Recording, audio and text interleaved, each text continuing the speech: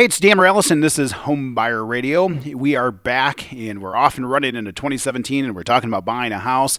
And for about the last month, I've been beating up on Rebecca Perkins, my real estate friend, in regards to just kind of helping us explore what goes into buying a house. Last week, we talked about, actually not necessarily as much buying as much as we did selling, because oftentimes a home buyer is also a home seller because they have a house to sell as part of the next property that they're going to buy.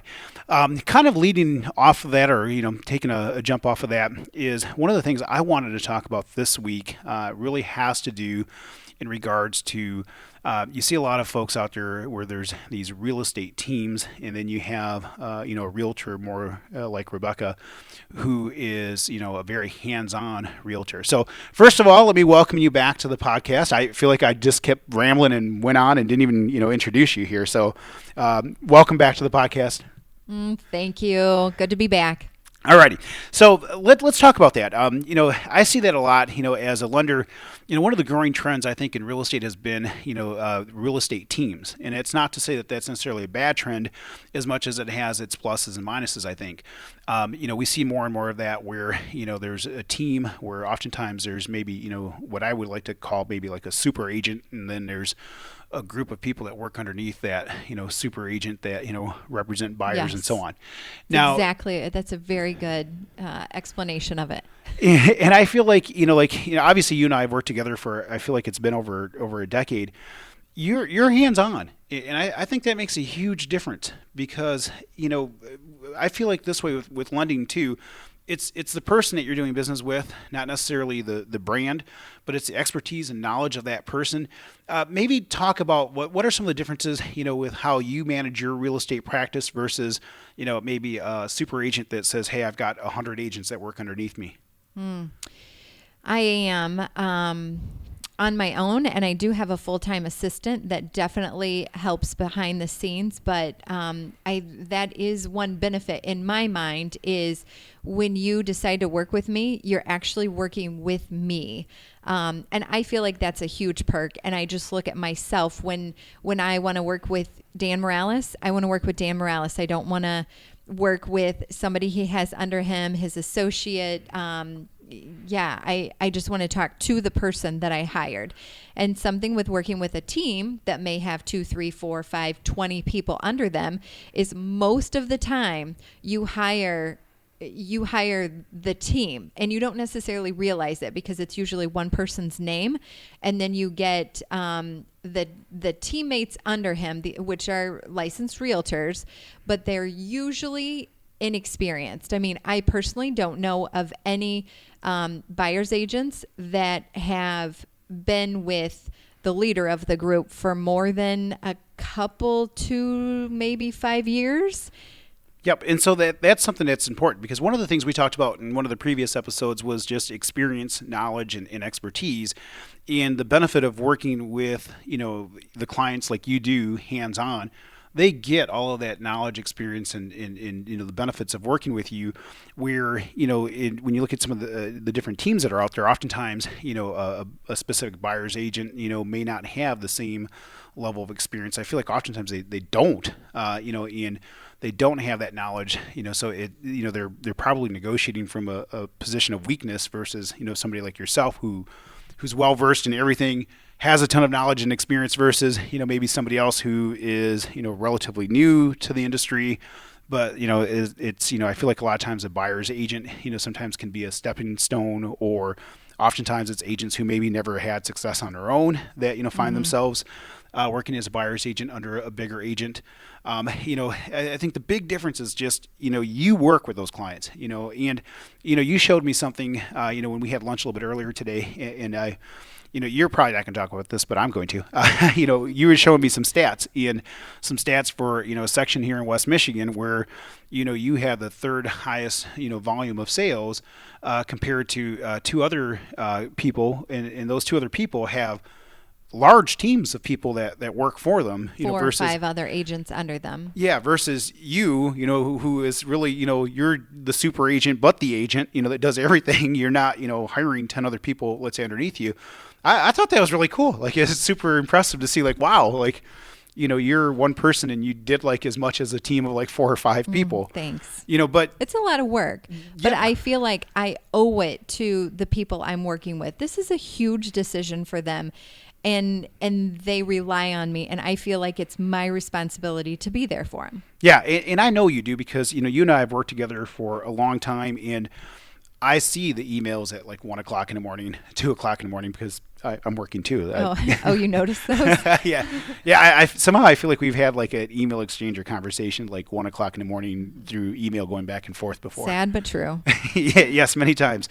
But it's important to know, like, you are hands-on, you are doing those things, and you're negotiating those transactions, you're listing the property, you're very involved in that process. And this week's episode, I really wanted to talk about that because I feel like that's something that you see this growing trend in real estate. And I'm convinced that can sometimes not necessarily be a good thing for a would-be buyer because they just don't maybe have all of the knowledge and expertise that they really should have represented them, because especially when they're buying for the first time, you really need some extra hand-holding. You need somebody who really knows what they're doing. And if you're working with a buyer's agent who maybe just doesn't have anywhere close to the same level of experience or knowledge you do, you're playing handicapped is kind of what I'm thinking.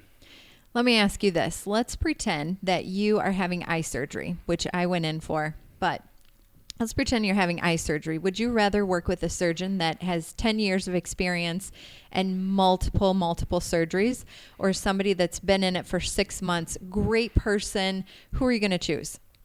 Yeah, I guess when you put it that way, it's pretty easy, huh? Yes, I hope it's easy. Yeah, no, I would definitely choose the one that has experience. Yeah, absolutely. You want the person that has been there, that has done it, has the experience and knowledge and expertise to guide you through it versus, somebody who's maybe more like an intern who's maybe cutting their teeth and seeing if this is something that's going to work for them. Mm-hmm. And I think that also goes back to, too, like, right, you have these real estate teams, where there's, buyer's agents and so on, but you also have part-time agents is, I think, the other thing that you see more and more of, where you get somebody who thinks, gosh, I'm maybe interested in selling real estate. I'll, do it on the side. Mm-hmm. I feel like that's the same thing too.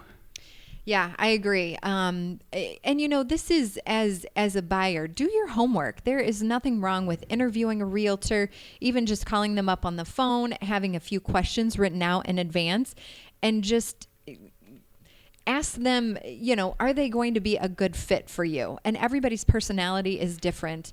And it doesn't matter whether you're buying your first home or your 5th home. You just want a professional that's going to be a good fit for you and with experience. Because if they don't have the experience, it's just something big could be missed and you may not know it until it's too late. Yeah, and oftentimes those things that are missed are things that cost you a substantial amount of money. Some heartache and pain in the process, and just really can end up hurting you in a bad way. And you made another good point. Like it's not a bad idea, to sit down and interview an agent and really feel comfortable with the person that you're going to be working with, because this is the person that's going to guide you through the biggest purchase you're going to make in your lifetime.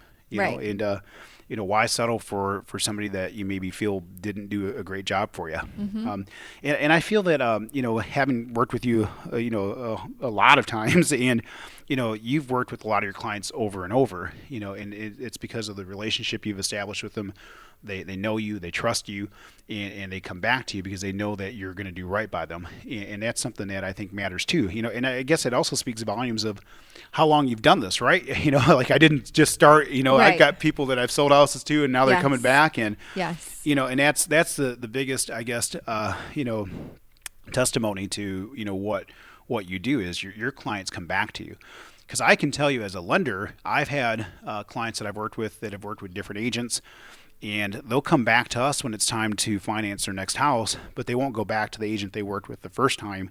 And I always wonder why, like, why didn't you go back to, John Smith or whoever? And, oftentimes it's because they had a bad taste in their mouth over something that happened with a transaction, and they decided not to work with that person, or they can't remember their name. Yeah, but or they're out of the business, right? Yes. I feel like there's a lot of that. I don't know what the average tenure is for agents, but I feel like there's a handful of agents that have been around a while that really know what they're doing, and there's a whole lot of them that are new, that just lack experience and knowledge, and really don't know what they're doing to protect their clients.